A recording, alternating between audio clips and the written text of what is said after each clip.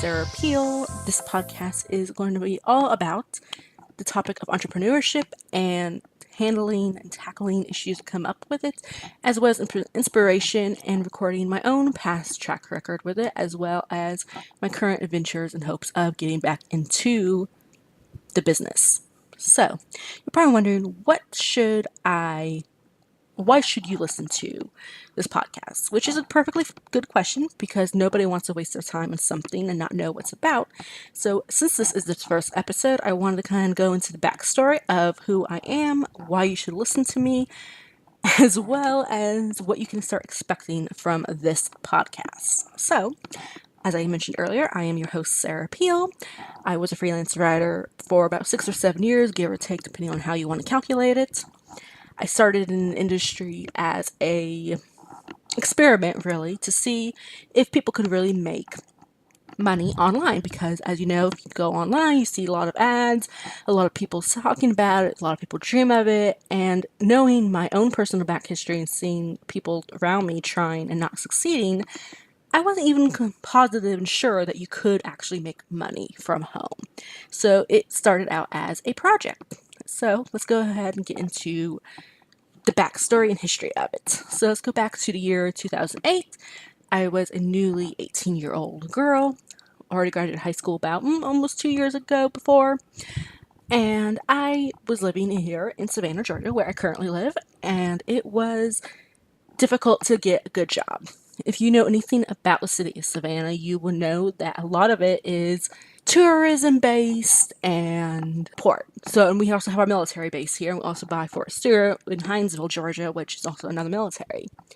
Moving here a couple years prior to my 18th birthday with my family, I didn't really have an idea on what to do. I was thinking, I'd go and get a job in retail and be able to work my way up. Needless to say, that just shows you how naive an 18-year-old and younger can be in terms of coming of how to make money. So back to it. It was March 2008, and knowing that I was having a hard time getting a job that was going to pay enough money to basically support me, as well as working 40 hours a week, which is pretty much non-existent in that industry in the terms of tourism-based industries such as restaurants, retail, hotels, etc. Plus, at the time, it was starting the financial downturn that we know as the quote-unquote Great Recession, which I beg to differ in calling another depression, but that's a completely different topic than this. So I decided, okay, I was having some health issues. I wasn't, happy with the direction of where the industry was going, knowing I was never going to work 40 hours a week, make enough money to pay rent. Because even though we are in the deep south, don't be fooled and think, oh, rent is really cheaper. Yeah, it's cheaper than the West Coast or even in the middle part of the country, but let's be honest. It is not truly affordable at all. So, knowing that, and knowing my options were limited, plus not driving and public transportation was really not that great, still isn't all that great, and then this was obviously pre-Uber days, so there was no such thing as Uber at the time. I was doing research on how to make money online, reading a lot of people talking about it, and I was like, you know what? I saw a lot of people talking about you need a lot of money to start up. You need a company, you need to find a way to do it, and I was like, there's got to be a way you can do it with practically zero startup costs and a way to make money. So I decided to take it on myself to see if it was even possible. So around that time, I started my own blog at the time. It was mostly a political blog, which obviously was kind of funny thinking about now, thinking that I could actually get anywhere possibly with it. I had some success with it. And then also I started writing for a site called Associated Content. If you were around the freelance industry at the time or writing industry, you're aware Associated Content was basically what is called a content mill, where people could go ahead and basically write an article about anything they want, post it. They might get a percentage of revenue from ads. It was a new platform at the time, relatively exciting, and kind of bring in the whole concept of a content mill, so it was a really good site that I enjoyed. They also had a feature where they would list topics where they'd pay you some upfront money for it. So I started getting my experience doing that by picking topics, usually news topics. So once I started getting a couple example articles under associated content, I decided to start looking for actual gigs that were outside of the content mill industry and beside my own blog. So I started looking on sites like Craigslist. There's a couple other sites, Absolute Right Forum, which used to be a good source, not so great now, and started trying to search if anyone was looking for writers in general. I had success, got a couple jobs here and there. Almost none of them really lasted due to different issues, financing, obviously partly because of the economy at the time, as well as sometimes, editors can be a pain in the arse, to basically put it kindly. So some of them just wouldn't like your style of writing no matter what, no matter how good you were at English, it was beyond hope. So in 2010 is really when I kind of got my foot in the door with a actually pretty semi decent gig where it was continuous.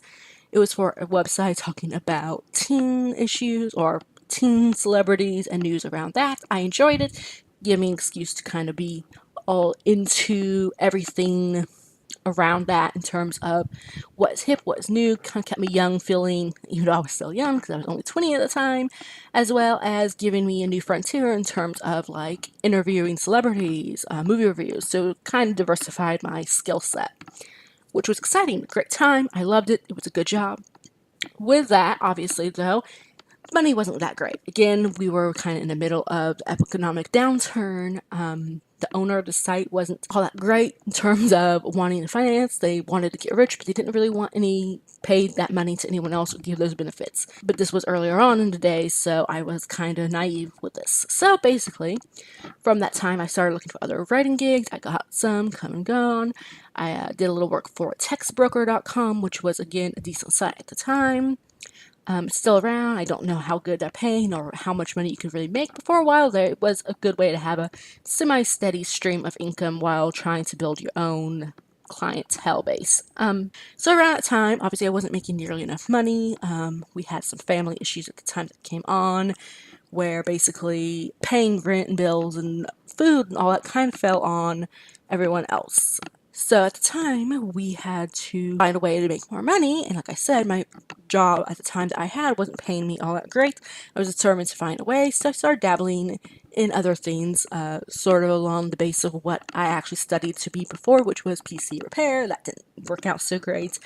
Then I got on with a company called Live World, where I kind of got my feet into the social media marketing and dealing with social media accounts for big clients. We had some big names. I'm not going to say who they were, but it was a good experience. Not a whole lot of hours, not really a steady stream of income, but it was a job to kind of supplement my writing as I went along. So around that time, struggling to make ends meet.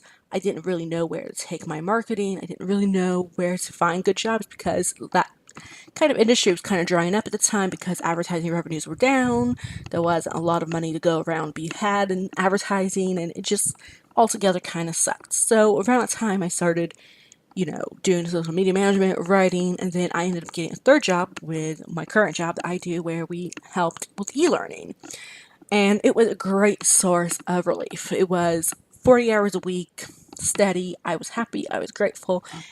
And it was difficult. It was difficult to struggle three jobs. Basically, at that point, I wasn't sleeping. I didn't have great time management at the time, and also because of stress and other issues, it was really hard to get my work done in a timely manner because I would have to interfere with one work with another side gig at the time, and it just kind of sucked, basically.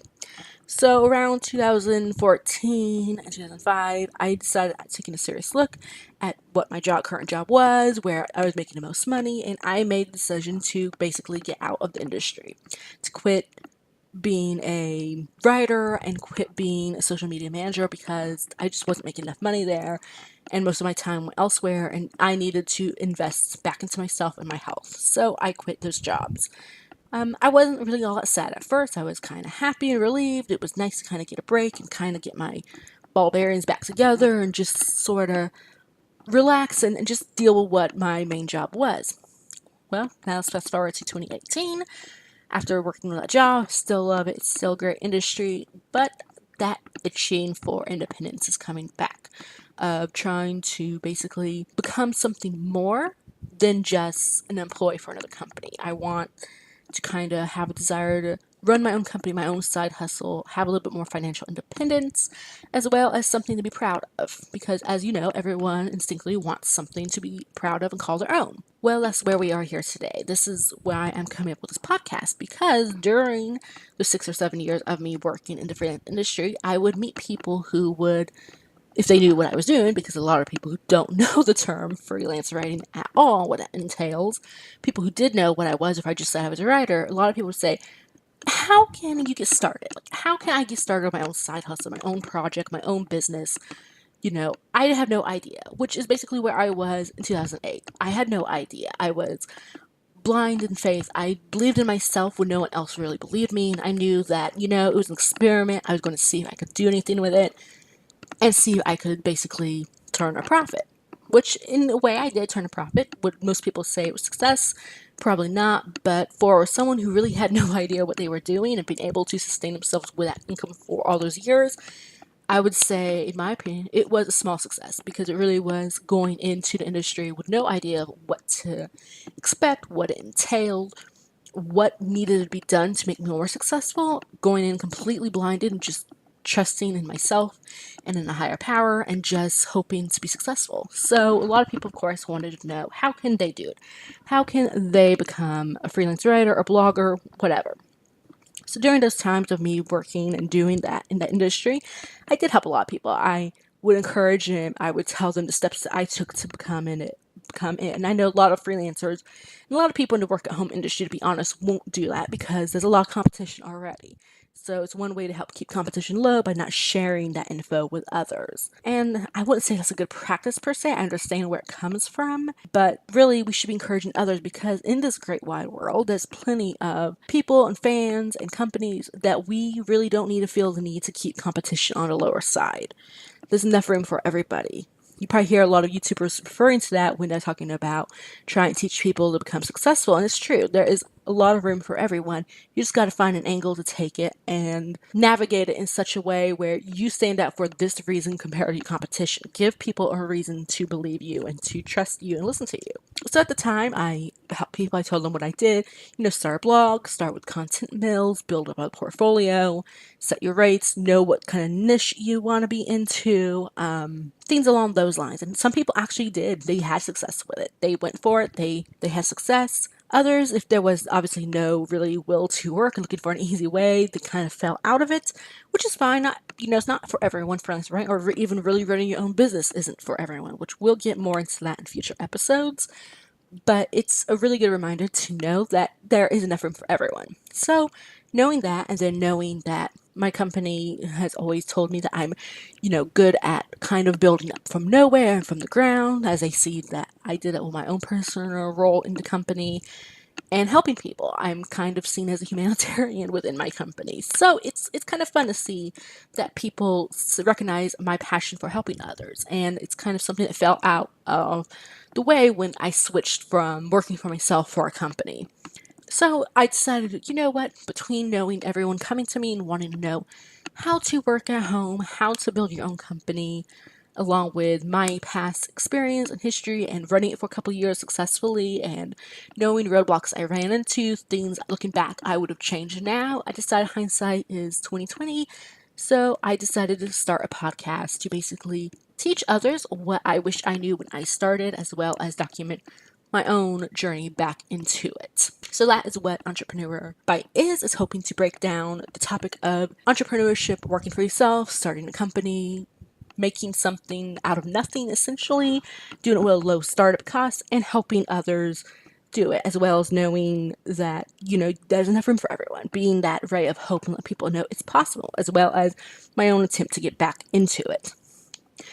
So, with that being said, let's get on to some of the most common things you're probably going to wonder hearing my story. You're probably wondering, why on earth did I stop? Which we'll have a future episode about, as well as how to get started, basically. So let's go and break this down into small size chunks. Topic number 1, knowing what you are good at. You knowing what you are good at is really where it's going to have to start. Because if you don't know where your passion is, where you have fun doing something, something that you feel good at, something you've been acknowledged for being good at, you're not going to really have success. You probably see a lot of blogs and people trying to make money online, saying, oh, I'm going to get rich off online because I'm going to do such and such. I'm going to sell such and such product. I'm going to have a blog copying all these others. They're going to go on YouTube and become a YouTube celebrity, which, is all good and fun. But obviously, if you actually kind of follow their journey, you're going to see a lot of them end up giving it up because they didn't have the success that they think they ought to have for their passion. That's because they actually didn't do what they loved and it came through. Doing what you love is really where you're going to have success, because if you don't love what you're doing, you're not going to stick through with it. A lot of times you probably heard this your whole life, or if you've done research, it's going to be a labor of love most of all for the first probably 10 years or so. So there's a few people who strike it rich and successful instantly, very fast, but most people don't. Most people, it takes a long time to build clientele, a reputation, success, knowing where to kind of go next and which direction they should take it in. It's going to be a labor of love for the first time. So you really need to find something that you love, something that won't feel like work, something for you to kind of get up and realize, hey, you know what? I like doing this. I want to continue to do this. I don't care if I don't have, $50 million in the first 10 years of what I'm doing. I'm doing this because I love it and I believe in myself. So you need to find what you're good at. And that's one thing that I'm not going to really go much into in this podcast, is finding out what you love, because hearing it from someone else or making advice from someone else to someone looking for it, it's not going to really help you. It's going to have to come from within you and what you love and what you know. Number 2, what kind of industry are you going to want to get into? As you can see, I started out really in freelance writing and blogging, which was fine. It was a great experiment. Do it something I really love? No, which is probably part of the reason why I kind of fell out of it. It's not really my passion, and I struggled with it. Having somebody with my history and my education, I didn't feel very good at it, and I didn't feel like I could put my best foot forward. There's a lot of competition who I felt like probably better at it, and I just didn't believe in myself enough. While I did have minor success with it, I realize now, looking back, that's probably not the industry that I should have gone into. And that's why I'm not going to try to go that route again. Which will go more into my backstory later on and kind of go into what I all did in a future episode. But in the meantime, just know that you need to find what you're passionate about and what kind of industry you want to get to. This is kind of where this podcast comes to. My whole life I've been told, oh, I'm a really good talker. I seem to have it together. I talk a lot. So taking my history and knowing my own experience and wanting to help people, I could turn that into a way for me to talk about it, which is where this podcast comes from. So as you can kind of see, my thinking there is taking what I know, what I love, and combining it in something that I'm excited about. For the past couple of weeks, knowing what this plan was, I've been excited. I've been waking up thinking I can't wait to do more work, more prep work, more ideas. And it's right now I'm still enjoying it. This is the first episode, obviously, but I can say the passion is still there. So that gives me a lot of hope that this is something that I'm truly going to continue to love. Second is how you're going to get started. A lot of times you're going to hear companies, if you follow some of these motivational speakers, people who say, oh, you pay me $1 million and I would teach you how to be a success. A lot of them, that's how they make the money. Are they really successful? Do they really help that many people? I don't know. But that's kind of their niche. So you need to find out what niche you're going to do and how you're going to get started. You're going to also hear people say, oh, you're going to need startup. You're going to need venture capital money come in if you're going to do anything. And that's not really the case. If you do your research and you read a lot of books online, you're going to see a lot of people got success being a solopreneur, which is a solo entrepreneur, and people who start up relatively small. That was part of the reason why I went into freelance writing, was the internet was already being paid for. It didn't really cost me anything extra. It was something I could truly do kind of freely at first, with a turn of a hopeful of a profit. So that's kind of where I went with that particular route. It was kind of an easy way to kind of go into a foray of working for myself and at-home businesses. So you need to kind of think about that. You're going to think about, how are you going to get started? Are you going to sell a product? If so, how are you going to source it? How are you going to sell it? Things along those lines. Again, we'll get more into that in the future, but something to just kind of start thinking about and trying to see what you're going to do next with is how you're going to go ahead and start making that dream come true, and how you're going to market it and put it out there. Because, The thing is, if you don't have a service to sell or a reason for people to listen or give you money, you're not going to have success. So you're going to have to think of particularly what you're going to offer as a sense of value where people are going to feel, okay, this is valuable service for me to give money for. So you need to think about those particular lines. So besides those three things, you also need to think about something that I think throws a lot of people into a loop, which I admit it's done the same for me, it still does, which is marketing. Having a product or having a service is great, but unless you market it, no one is going to know about it. Absolutely no one. And you're not going to make any money off of something that people don't know about and won't use. So you're going to have to think about a marketing plan. There's a lot of free resources out there. You probably hear the main things: Facebook, Twitter, Instagram, YouTube, which is all great and all tools that should be used. And best of all, they're relatively free, except for some time and effort. But you also have to think about, what you're going to do, how you're going to advertise it, what you're going to show your service as, what you're going to tell people about your service. Think of maybe a promotion or not. I don't want to use the word gimmick because I don't think gimmicks really work in this kind of thing. But just think about, what are you going to particularly do to get people to come into the door? Because once you get them into the door, that's one half of the step. Next half step is to make that sale, essentially. And let's be honest, even if you are freelance writing or blogging or making YouTube videos or anything along those lines, it comes down to sales because advertisement is going to be a big chunk of your revenue or your own product lines. Again, we'll get more into this into the future, but I think it's something to think about now. Come up with your idea and plan on how you're going to market it. Do research on others, look up your competitors, see what they're doing, think about how you can make yours different, how you can make yours particularly stand out, where it's going to be like, okay, you know what, this is the person I should be listening to. This is the person that I should be buying the service from. So, besides those four things, a lot of it's going to be motivation and drive. You see, like I said earlier in this podcast, a lot of people, they're going to say, hey, you know what? I love, such and such product, so I'm going to go ahead and try to get into it. Maybe they think they love it or they love the idea and success that comes with it, associated with it, like, videos or whatever. But when it comes down to actually the work of it is the bigger topic here. You're going to have to do the work no matter how much you love it. It's going to be work. It's going to take a lot of effort on your behalf and a lot of energy output from you. So you're going to have to make sure it's something that you truly love and that you're willing to stick it through. Not something you're going to look for a get rich quick scheme, because that's one thing this podcast isn't going to be for, is people looking for that. Because as a firm believer and someone who's had an experience into writing and things like that, I know it takes work, it takes effort, it's a labor of love, and you need to make sure you're willing to do that. Because if you're not willing to do that, you're not going to do anything. You're not going to have success with anything at all. It takes effort and time, and you need to make sure you're willing to put that up. Otherwise, it's going to be a waste of energy on your behalf to continue on with it.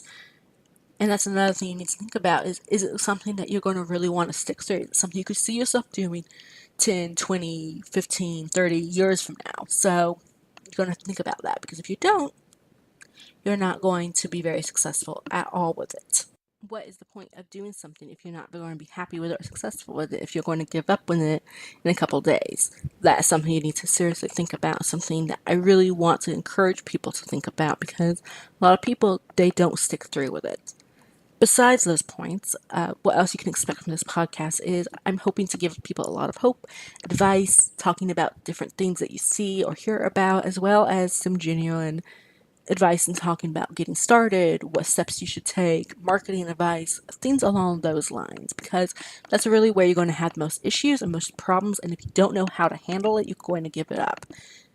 Those are my hopes for this podcast. Besides that, you can check out my blog that goes along with this podcast, which is teb.blogspot.com. It will have links to every single episode, along with some genuine posts and free resources that go along with this podcast. I hope that you consider subscribing and enjoying listening to this, and maybe even make a couple suggestions of what you would like to hear or see, because that's really what this is about. This podcast is for people like you looking for help and assistance, as well as going through my experience and what I wish I knew, as well as hopefully we can even have some success stories come on for interviews. So again, please feel free to subscribe. You can go ahead and tweet me at on Twitter, which my screen name is at MVR00. I also have a website, missvirtualrealityblog.com, which is my tech blog, which is kind of a side project as well. Let me know if you have any questions. I hope that you guys consider to stay, and the next episode will actually have much more of a full, in-depth topic. So thank you for listening, and I look forward to getting to know all of you better. Till next episode.